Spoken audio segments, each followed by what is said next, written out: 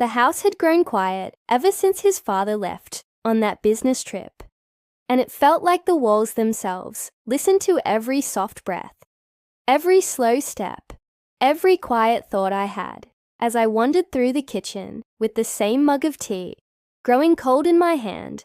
I wasn't supposed to notice the way he looked at me. Not really. He was my stepson after all. Older now, no longer the boy who once asked me to tie his shoelaces, but a man with silent eyes that followed me with questions I was too careful to answer. I thought it would pass. I thought time would smooth over the tension, but every day it grew sharper, more obvious, like a note held too long and beginning to tremble. I saw it when he sat across from me, pretending to scroll through his phone when I walked past the couch, and felt his gaze on the hem of my robe when I leaned over to reach for something and felt a stillness in the room, like he was holding his breath. That evening, the storm rolled in low thunder, rumbling, like a secret, and the power flickered out, candles casting shadows across the living room. As I lit them one by one, he appeared behind me, quiet as always, watching. I turned and smiled, telling him to grab a blanket. Maybe we'd play cards to pass the time, and he nodded slowly, but didn't move. Instead, he said my name soft, like it meant something more than it ever had before.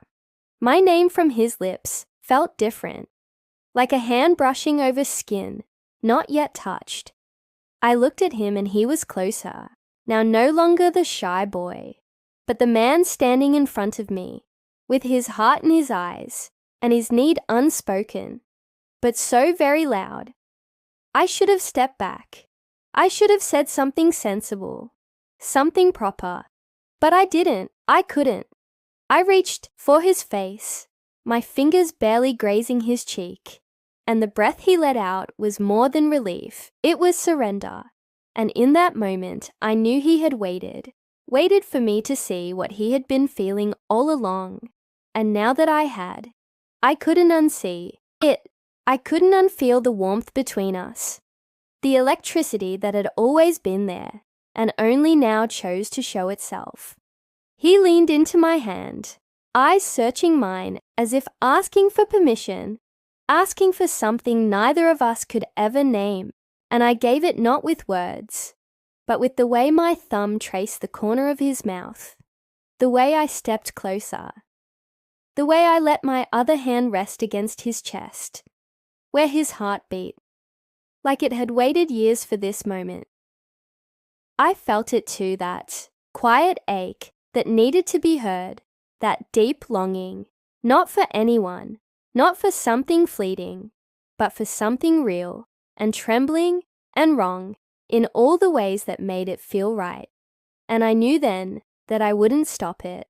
I couldn't not when his hand touched mine and his body leaned into me like I was the answer to every question he'd ever dared to feel. The blanket we'd meant to use lay forgotten across the couch as the candles burned lower and the shadows danced along the walls. He took my hand and held it like it meant something, and maybe it did, because in that moment, it felt like everything, like home, like truth, like something too sacred to question and too dangerous to name.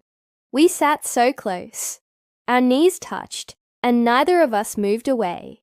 His fingers brushed the inside of my wrist, tracing lines that made my breath catch in my throat. His eyes never left mine, and I saw the flicker of fear there, not fear of me, but fear that I might pull away, that I might undo the courage it had taken for him to be this close, to finally reach for what he had always only imagined.